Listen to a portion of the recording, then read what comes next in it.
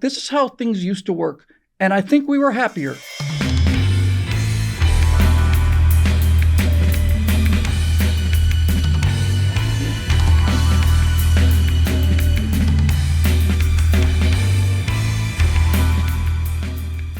Hi, everybody. Welcome to the Virtue Signal. I'm Bill Whittle here with my friend Alfonso Rachel, and a little happy, upbeat change of pace for a change here. We spend so many of our Virtue Signal shows talking about vices. I thought maybe we'd talk about something that was a little less vicey. So, my topic for today is nostalgia, of all things. I have not been able to go on vacation since January of 2019. A lot of that's been the pandemic and stuff, but I've just been locked into work here. So on Thursday, I'm taking a week off, and I'm going to fly to Orlando. We're going to meet my friend Steve Stipp, who I've known since 1970. We're driving up from Orlando to Georgia to meet my friend Fritz, since I've known since 1970. And then we're going to head over and pick up my friend Phil in North Carolina, who I've known since 1973. And the four of us, who have not been together in the same place since 1973, are going to do an old-fashioned road trip. We're going to go to the Air Force Museum in Dayton. We'll be there Saturday, and be looking forward to anybody who can make it there. A lot of people on the live shows have said they'd like to make it there, so I'll put a post up about that. But in any event, the reason I wanted to do it was because I haven't seen these guys individually in a long time. I haven't seen them all together in 40 years or more. And what I said I wanted to do when I talked about this trip was, I said I wanted to do an old-fashioned road trip, which is what we all grew up on. Long drives, no devices, just talking about the old times and stuff. So I wanted to talk a little bit about nostalgia, because I can see kind of a good side and a bad side to this. So I'll start with the bad side, because I think it's mostly good. I have known people who've been prisoners of the past, who at some point in their lives decide everything in the present is terrible, the future is going to be worse, and they just basically live in the past, in the glory days and stuff. I have felt ever since I was very young, not real popular in high school, that even though the people I admired in high school, the guys who were getting all the girls I had crushes on, even then as a young person at 16, 17, I realized there must be nothing worse than having the high point of your life be the state championship high school football game, where you caught 3 touchdowns and won the state championship. The idea that your best day ever is in the past is not one that I want to entertain. It's entirely possible, but I don't believe it. And so on some level, dwelling in the past and living in the past, I think is very destructive and kind of a slow kind of death, So there's that. And there's also, obviously, and we see a lot of this today, especially in politics, there's this human tendency to forget all the bad things that happened in the past, remember the good things, which is what nostalgia is all about. And unfortunately, that gives us a false perspective sometimes on the present. We tend to look at things in the present and imagine things in the future as being just awful compared to the glorious golden past that we lived. And the past was not as uniformly pleasant as we remember it. We filter out a lot of the bad stuff. So there's a kind of a perspective danger in that. But with those two things said, there is a kind of, it's kind of a personal Disneyland trip, to be able to do something like this, to just go and to wallow in it, if only for a week. The purpose of this trip, the entire purpose is nostalgia. The only reason we're doing it is so that we can talk about the old days and laugh and bring up names that we haven't heard in 35, 40 years. And what happened to this guy? And do you remember the time that this happened? And you didn't know this, Bill, but while this was going on, that kind of thing. It's just, I'm really, really looking forward to it. Really, really looking forward to it. I need it very badly. And I was wondering if you had any thoughts about this particular human quality of nostalgia. Hey, man, I dig nostalgia, and make sure that you wear, man, you got your jock strap on, man, because you sound like you guys are like 30 years worth of ball busting to do, man. Yeah, that's exactly right. Just on that point very quickly, when the first initial emails went out, one of our members said, hey, I'd like to bring my lovely wife would like to know if she can come. And I said, I don't know. I feel like we'd have to, keep stopping the conversation so that she'd have a chance to talk about something for the 6 days. But then I added, and besides, guys, to be honest with you, it's going to be tough enough for me to find a way to keep talking down to the level where you'll be able to understand me for 6 days. And I just don't want to go to that. I don't know if I can go to that extra trouble.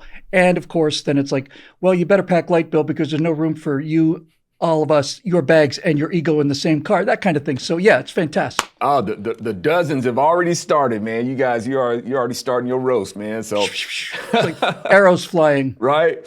But nostalgia, man, but you're right. We think about, we lament about the earlier days. And man, remember the good old days? It's like, man, you was miserable back then too. It's like the good old days sucked then too. And we look back and say, man, things were simpler, this or this. And we think about how good things were back then. It's like, no, they were rotten back then too. And I guess we look for a better tomorrow in whichever. And that's why, folks, man, it's just. You gotta tune in to being grateful to where you're at. There's a lot to gripe about. Sure, there's a lot of things that are just out in the world, man. It's like we're in a global rubber room, man. It's like all the time. And you just gotta tap into being grateful. A day above dirt is a good day. Just be thankful that you're here. And because we will we're gonna look on these days. Who knows, man, 10, 20 years later, we're like, man, remember how simple it was back then? Remember the good old days, When all we had to worry about was transgender activism and inflation, yeah. Right, because even when Carter was president, people sometimes said, man, it was the good old days, man. And it's like, we're looking at right now, it's like, yeah, I guess those were the good old days back then, but we was lamenting over stuff back then too, so. I'm glad you brought that up because I know, without question, objectively, that those years between the ages of 14, let's say, and I don't know, maybe even 30, somewhere in there, were by far the worst years of my life. I was most upset, most erratic. I was most unstable. I was most unhappy, all of those things. Maybe that's why I'm looking forward to this so much, because all of those moments, I feel like I had friends to help me get through some of those things. To be perfectly honest with you, I feel a bit of a sense of having to atone for the kind of, cheese monster I became for a while there, like most insecure people. But it's something really good about it. And just once you caught on to it immediately, this is how at least men of my age and older, communicate with each other, with the people they really care about. They do it. When I say care about, I mean just in a completely superficial way, like get my bag, Steve.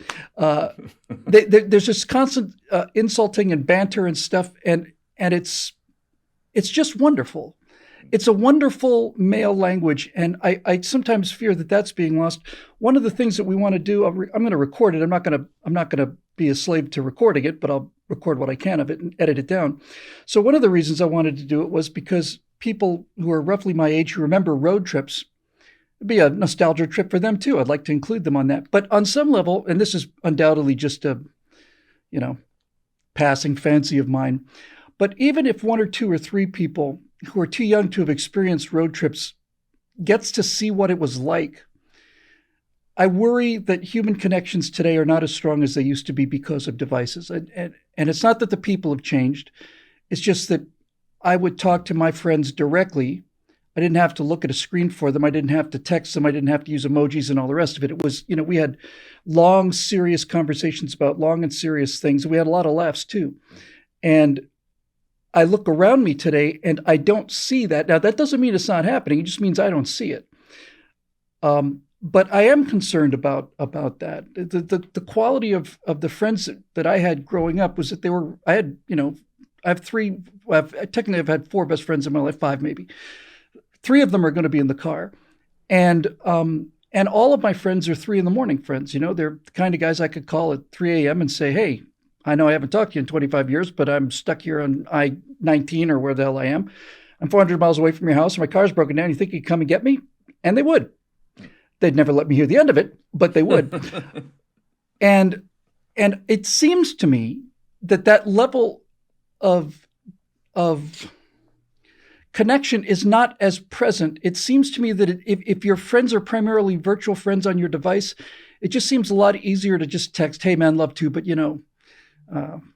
whatever. Because what phone calls and texting especially does is it kind of reduces the baud rate.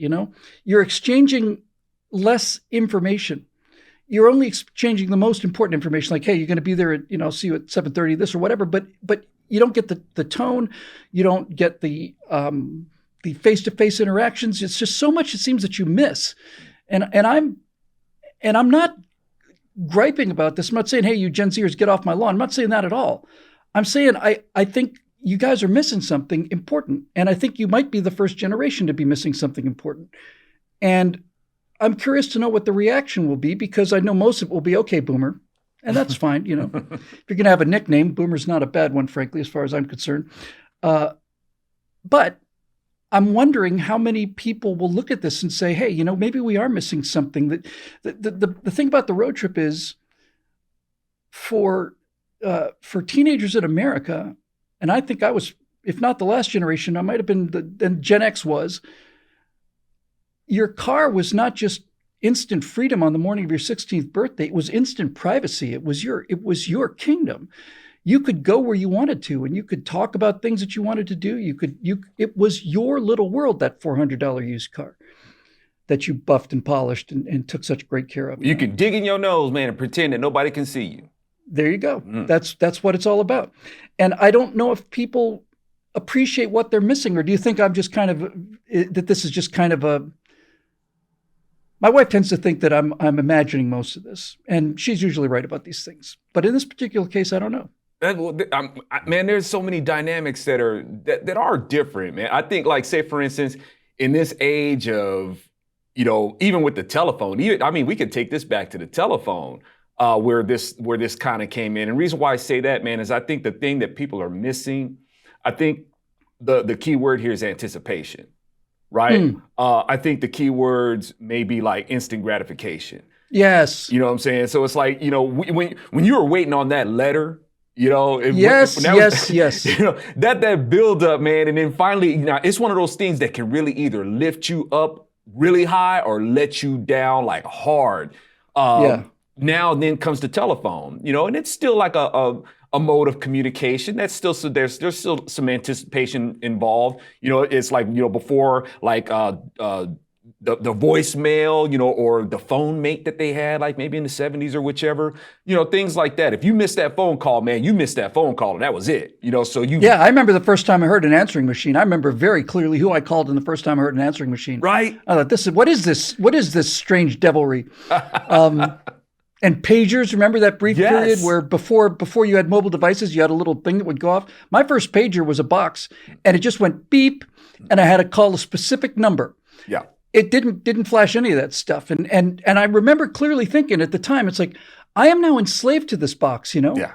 It's like, I can't just say, oh, yeah, well, I'm sorry, I wasn't home, so you couldn't call me into work at the last minute. Now they've given me this pager. Oh, I must be very important. I've got a pager, But now it's like, I'm a slave to this thing. Sure. And we're almost like slaves to the instant gratification, and that, I think that's a big factor in what's being missed. And it puts it to where we take these things for granted. Like I said, when you're waiting for that letter, man, and it's like, a friend, a relative, your significant other, and you're waiting on that letter, man, it's just the buildup, and that kind of thing, that's a whole different level of communication. Whereas now it's almost frivolous, where it's almost like, you just end up taking it for granted, and it doesn't leave those imprints on you like it has before, or like even when it comes to nostalgia, when we had the things that we had, like between the boomers and from Gen X backwards, right?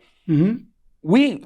The things that we had, well, they were more scarce than what's now. There wasn't this overload of content, this overload of stimulus. We had these things that we can remember because it was kind of spread out. Now I think today there is just so much to be stimulated by. I think we basically got a generation that's comfortably numb, right? Completely agree. Yeah, and it's like that's where they are. This stuff doesn't really imprint on them.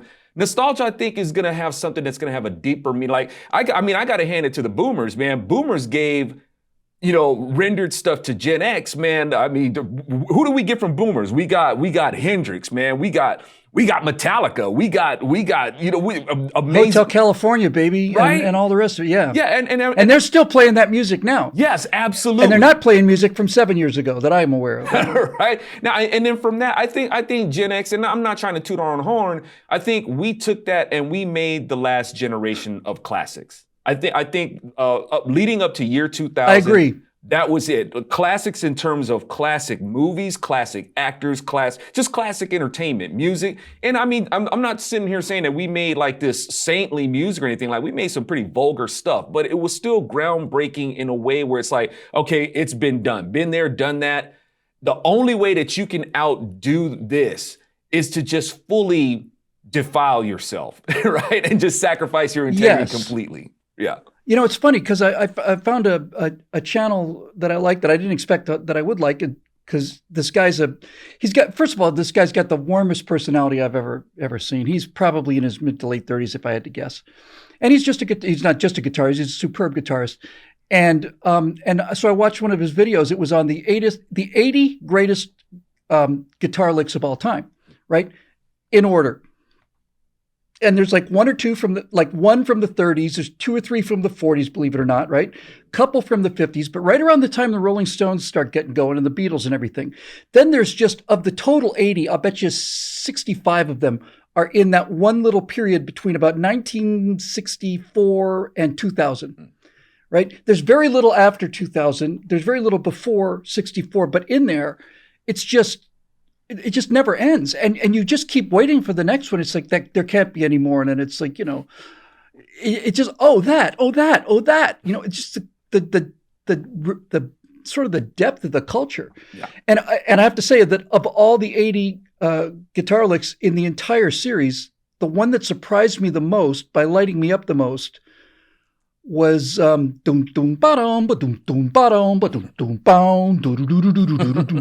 Home Alabama. And I thought, what? It's not my favorite song, but that just lit me up. Yes. So there's that aspect of it too. There does seem like it was a little deeper mine of things to wallow in. Yeah. And forgive me, folks, if I got my generations wrong. I'm pretty sure Hendrix is a boomer.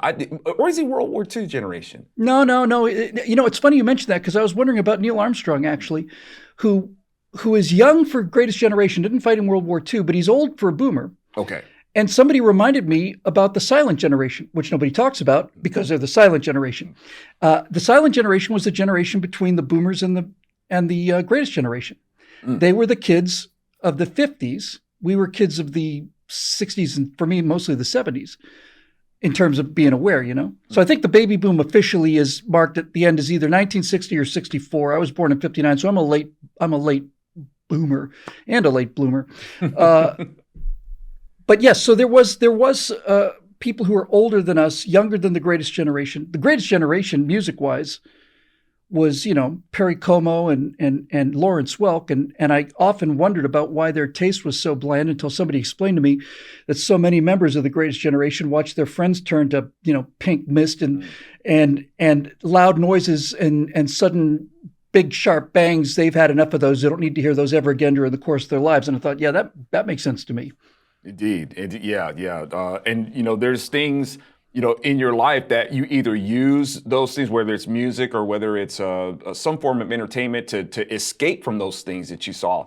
And those things, are their own kinds of maybe like, therapies that people need to just kind of, but sometimes just like you said, you can get lost in that, and trying to find that feeling of either, peace or numbness or just some sort of escape and, trying to remember a time back then that helped you cope with it and stuff like that. And, but that in itself can become, an addiction, and you don't want to be addicted to the past. And no, that's what I started off with is the peril of living in the past and just, I remember when, Yeah. And for me, I really dig nostalgia. That's one of the reasons why I do, I'm a musician, and every week I release a cover song, particularly from Gen X. I'm a Gen Xer, so from the 70s and the 80s. Maybe I'll do, some late 60s stuff, but usually it's 70s and 80s. And I like to do these songs and I put like a hard rock twist on them. I call it putting a sledge edge on a Gen X jam, right? So, I mean, nostalgia is like a big thing. And I think that's one of the things that, especially as Gen Xers, because we're the forgotten generation. You got your silent generation, we're the forgotten generation. And a generation who has done so much, but this is one of the big hangups I have about my generation, though, is that we come down on Gen Zers, and we've talked about this before. And I'm like, we come down on Gen Zers, and we talk about, and that's a big part of nostalgia, is we think of our generation, which I think it was. We had a lot of really cool stuff. And we did a lot of really cool things. And it was more organic. You know what I'm saying? It's like, we got them skin knees. We got them skin elbows and stuff like that. We got our stitches and all that. And we remember those things are scarred as wonderful memories. And and it's like, but despite that resilience and despite that independence, being this feral generation and stuff like that, how did we drop the ball on passing that on to Gen Z? That is something that we cannot boast in. No, I completely get it, man. And something fundamental different, like a historical break somewhere around Gen X and the millennials, Gen Y and the millennials, somewhere in there, because my dad was greatest generation and I was a lot more capable than my dad in most ways. I'm not saying I had more guts than him, but I was certainly more, I was better educated than he was. I was much quicker. I think I was smarter than he was. And I had been exposed to a number of things that he had not been exposed to as a young person because of the sacrifices that he made in order for me to do this. He went and served in World War II and became a hotel manager. That meant I started out in Bermuda. That's not where I ended up. It's where I started out. So there's that. But somewhere along the line, we are now looking at least two generations that are performing worse than we did. And one of the things about the future, about having hope for the future, is you understand that the next generation is going to be different than you, and that the music they listen to is just noise and all the get off my lawn, all of that stuff, right? But up until very recently, there's been at least the feeling that we are handing the future to people who are going to be more capable of dealing with it than we were. And it's clearly not the case anymore. I mean, there are, we talked about all this time where there'll be people interviewing Gen Zers or millennials on the streets, and they'll just say, name 3 countries other than the United States. Countries? Yeah, just 3. I don't know. I wasn't real good at geology. It's geography, and it's like Europe. No, it's really kind of terrifying. And I'm kind of trying to throw a line out there to the few people. We have Gen Zers who I don't want them beating up on themselves, but there are people who are saying, I listen to you talking about you and your friends in your childhood, and they say, we seem to be lacking something that you guys had. The greatest generation had something that we lacked. I didn't know what it was like to go to war with my friends, and certainly that is a bond that we'll never understand. We're going to be goofing a lot in the next week or so, but we'll never understand what it's like to be in combat together. But all things considered, I would just like to close this by going back to something you mentioned, and that was the anticipation of the letters, right? Because prior to my generation, and for most of civilization anyway, you would meet somebody maybe you'd meet them at a train station, or maybe you'd meet them at a lawn party or something. And you meet somebody you were interested in, and you might ask them if you might be able to get their address, and you would write them a letter, and they'd write you a letter back. And this courtship lasted for years. And you would pour your heart into a letter, and you'd write page after page after page. You'd put it in an envelope, you'd sign it, seal it rather, and mail it.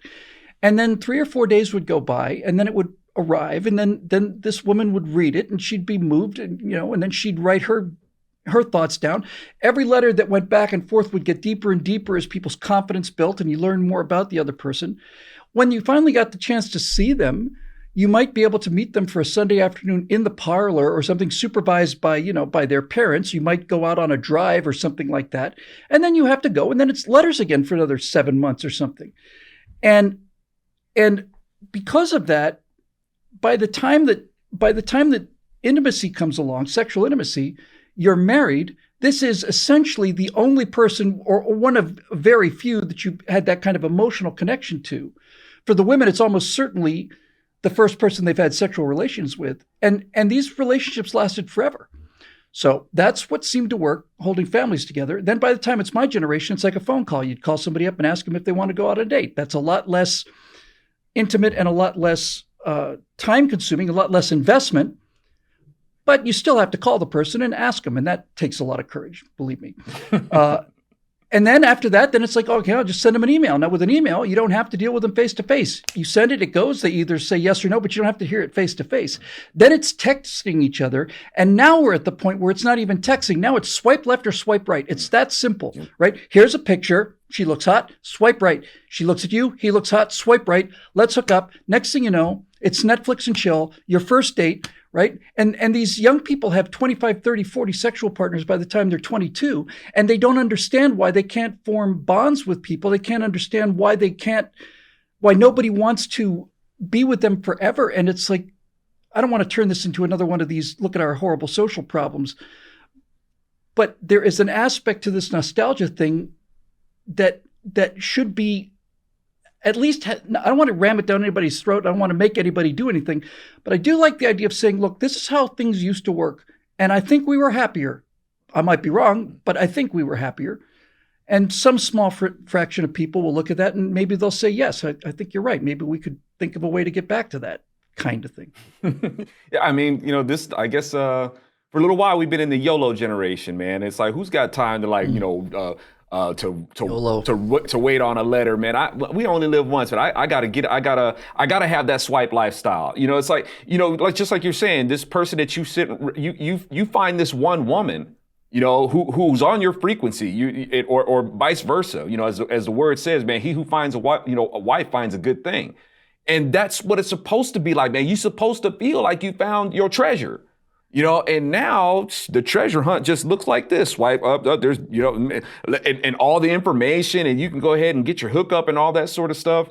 And taking for granted is really what the phrase has come down to. There's no sense of scarcity, in the things that that's exactly right. That's exactly right. Right. No wait, no apprehension, no scarcity, no anticipation, no sense of achievement.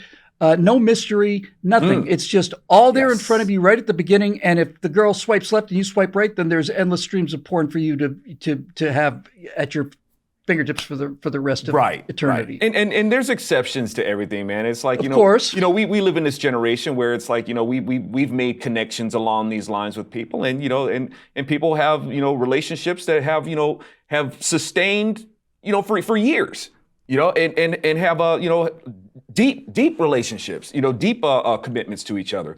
But when we look at, our divorce rate in our country, our divorce rate is so high that it's taken on the national theme of let's just have a national divorce. That's right. That's right. We did an episode on that. That's just where we are, and that's really, really sad because we're supposed to be in this age of communication. Communication is supposed to be so efficient now, so high speed, and so stable, but we're not. We're getting less stable with each other, and the connections with each other it just seems to be very unstable. Yeah, and as you pointed out many times, very correctly and very intuitively in very enlightening fashion, when we talk about the absence of fathers, what we're really talking about is the absence of husbands, and that connection is eroding because it's much easier to erode. If you are in a relationship and you promise that you're going to stay together for the rest of your life, and divorce is not an option, right? Then you will treat a problem differently than you would treat a problem as if, all right, that's it. One more thing like this and I'm out of here. There is no I'm out of here. And that alone is responsible, I think, for so many of our social ills. It's just the sense that, well, yeah, it's difficult now and it's not working out, so I'm just going to start again and it'll be better this time. And I suppose for some people it is better the next time. But there's something very powerful to be said about saying to yourself, I am not going to change environments. I'm going to have to change myself because I'm not leaving this environment because either socially it was simply unacceptable to be divorced, or because you take your promises seriously, and and there's that. And on that note, Bill, one of the things that made that connection so strong to my generation and before is that nostalgia aspect. When you have those things in common that you can reflect on, if you're going through that makeup breakup cycle and you're trying to keep it together, you're trying to get that last day together. No, forgive me for trying to pull some Al Green, y'all. But you know what I'm saying? It's like, hey, baby, remember we used to slow jam to that, man. You remember that song, baby? I know you remember that song, baby. Oh yeah, I remember that song. See, I don't know what songs. I mean, them songs was deep back in the day, man, and people, those songs did help people stay together, and they would give it another shot because that nostalgic feeling of what they shared. That's a great point. Yeah, that song had come on, yes, and you'd realize that all of this anger and resentment and outrage and bitterness is all just not, that was not the person you were, and it's not the person they were. And you hear that song and you're like, it just strips all of this stuff away. Absolutely, man. I think there was one comedian that said, it's like what do we got today, man? Can you imagine now somebody make a few years later, it's like, man, I remember me and your grandmama used to dance to that song, that beautiful love ballad, Me So Horny. It's like yeah, exactly. Yeah,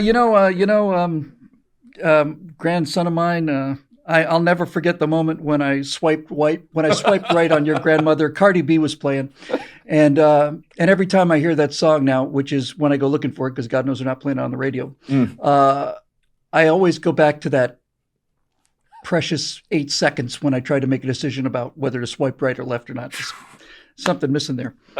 Well, I sit here in my office, which has been here now. The studio at BillWhittle.com has been here for 9 years, and I see nothing but Star Trek memorabilia on the walls, and there's a bunch of artwork from Sid Mead from the future, the space age future, that I thought we were going to get and we didn't get. And I look around at this place and I say this is essentially a museum of my imagination. But the fact of the matter is, every single time I've walked into this office, that's quite a few times over the course of the last 9 years, I enter a world where I am comfortable and in an environment where I feel like I'm at my best and my most creative. I don't think it's safe in here. I just think it's cool in here. And we all bring with us those wonder years, I'm not influenced, and I don't suppose anybody watching this either is influenced by the things that happen during the course of your entire life. There's a golden window in there somewhere between the ages of probably around 10 and 18, maybe somewhere in there. Wherever you grew up during those ages, that's what you take with you, and that's what you keep with you your whole life. And for me, it was things like Star Trek and Walt Disney's animations about going to Mars and all the rest of that stuff. So that's what I've kept with me here, and I love it. And it makes me happy. And I'm looking forward to this trip in the biggest possible way. And as I said to my 3 other friends, the most astonishing thing about this whole enterprise is that during the intervening 40 years or so, they've gotten so unbelievably old, and I've managed to say the same. I just can't understand it. Hey, count your blessings, man, and may you guys have a groovy time. Well, we'll report about it when we come back, I guess. This vacation and this show and my friendship with Alfonso, Rachel, and all the rest of it's made possible by those of you watching the show who are members at BillWhittle.com, who've allowed us to keep the studio open and do the work that we do, come rain or shine. And for those of you who are members, we're eternally grateful. And if you're watching the show and you're not a member, then I hope you get something out of it. And I hope that the people who are paying for it appreciate the fact that the entire purpose is to reach people regardless of whether they pay for it or not. So that'll do it for this edition of The Virtue Signal. It's made possible by our members at BillWhittle.com. On behalf of my friend Alfonso, Rachel, we'll see you next time, Rachel.